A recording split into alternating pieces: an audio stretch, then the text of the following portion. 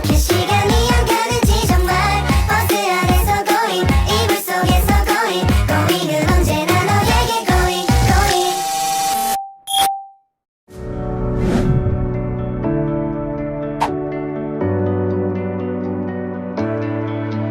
Mutakalimin atau ahli kalam percaya bahwa alam semesta ada karena Allah berkehendak menciptakannya dan mengatur segala alam semesta beserta kehidupan.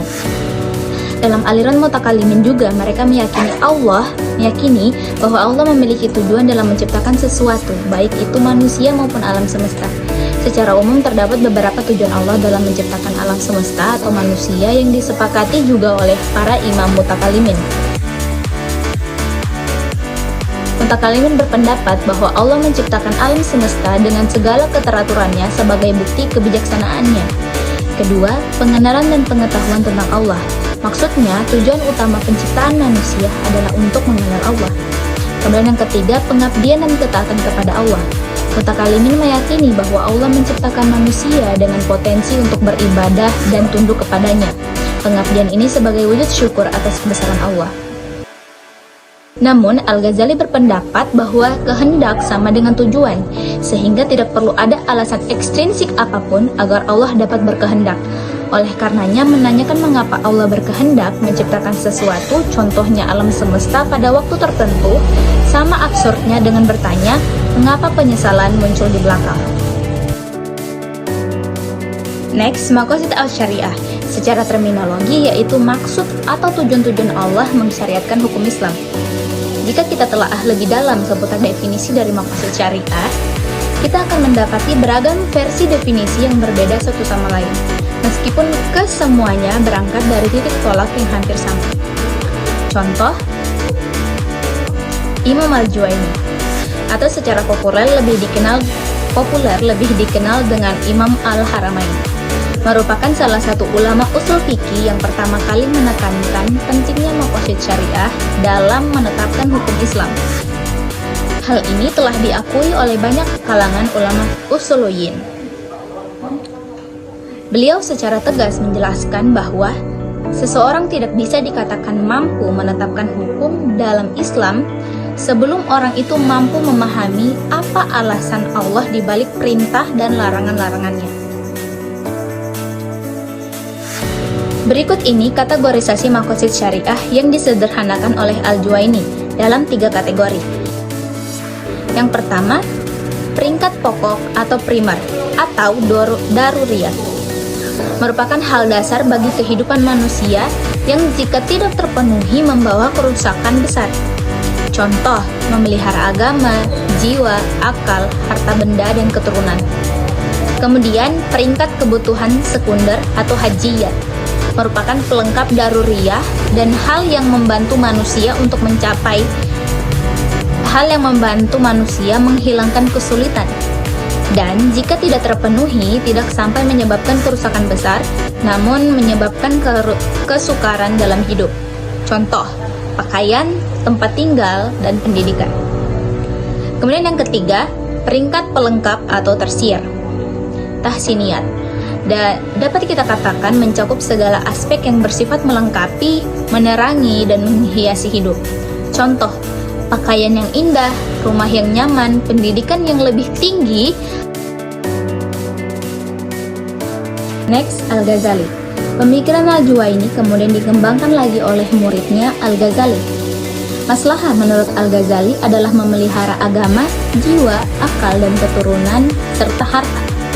Kelima maslahah tersebut bagi Al-Ghazali berada pada skala prioritas dan urutan yang berbeda jika dilihat dari sisi tujuannya, yaitu peringkat pokok atau primer atau daruriyah, kemudian yang kedua kebutuhan sekunder, hajiyat, kemudian yang ketiga pelengkap tersier atau tahsiniyah.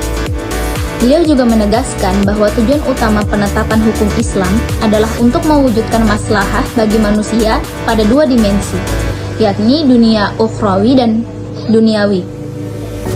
Sehingga berdasarkan hal itu, Al-Ghazali membagi maslahah menjadi 3, yakni maslahah yang dibenarkan atau ditentukan oleh nas atau dalil tertentu. Inilah yang disebut dengan maslahah mu'tabaroh.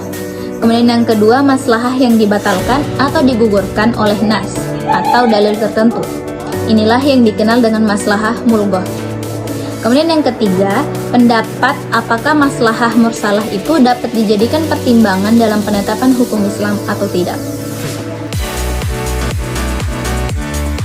Next, Najmuddin Al-Tufi adalah seorang pakar fikih dan usul fikih yang dikenal karena konsep supremasi maslahatnya.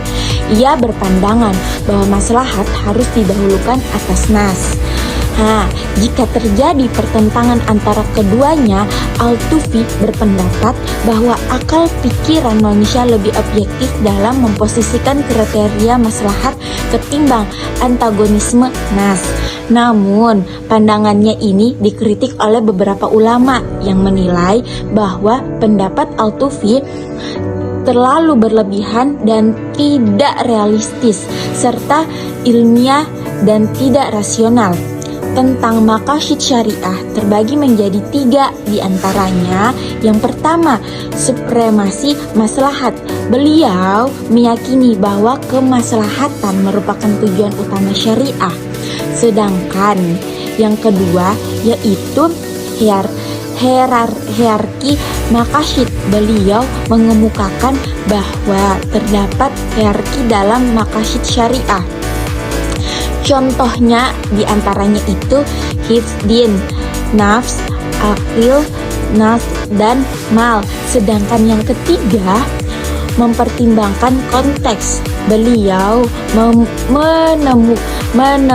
menekankan bahwa penting mempertimbangkan konteks sosial dan budaya dalam menafsirkan dan menerapkan hukum syariah agar lebih fleksibel dan berbagai situasi.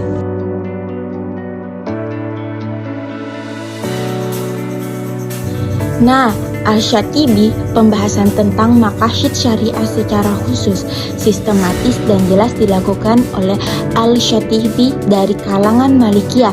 Seperti halnya ulama sebelumnya, ia juga membagi urutan dan skala prioritas maslahat menjadi 3 urutan peringkat, yaitu daruriyat, hajiyat, dan tasniyat. Yang dimaksud maslahat menurut seperti halnya konsep Al-Ghazali, yaitu memelihara 5 hal pokok, yaitu agama, jiwa, akal, keturunan, serta Syatibi membagi maqasid terbagi menjadi 2, yaitu qasdu al-syari, yaitu tujuan Tuhan. Di pembagian tersebut terbagi menjadi 3 lagi, yaitu qasdul asyari'i fi wad'i al-syari'ah, tujuan Tuhan meletakkan syariah. Maksud Allah menetapkan syariat tidak lain guna kepentingan maslahah hambanya. Contohnya daruriyah, hajiyah, dan tasiniyah. Yang kedua, qasdu asyari fi wad'i al-syari'ah li al-ifham, maksud Tuhan meletakkan syariat agar dipahami. Maksud dari jenis maqasid ini adalah bahwa Allah menaruhkan syariat agar dipahami oleh hambanya.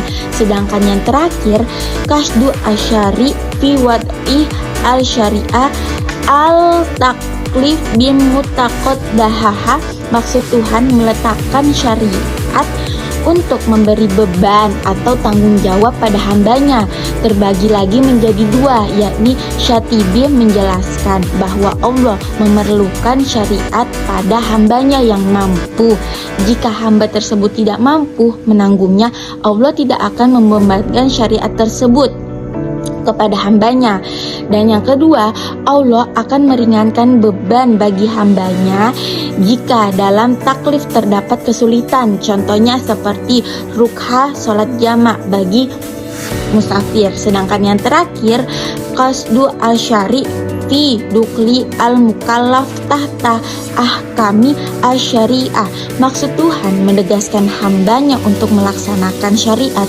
Syatibi menjelaskan bahwa Allah tidak memberlakukan pengecualian bagi hambanya dalam masalah taklif. Semua umat Islam memiliki tanggungan untuk melaksanakan syariat Islam meskipun tinggal waktu, tempat, dan kondisi yang berbeda.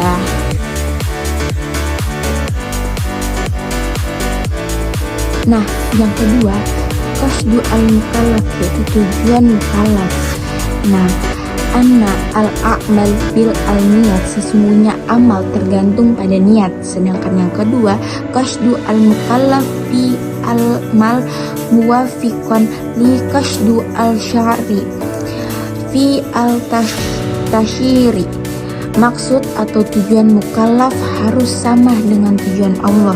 Sedangkan yang ketiga, man ibtagha fi al-takalifi ma lam tusyra lahu fa amalihu bathilun.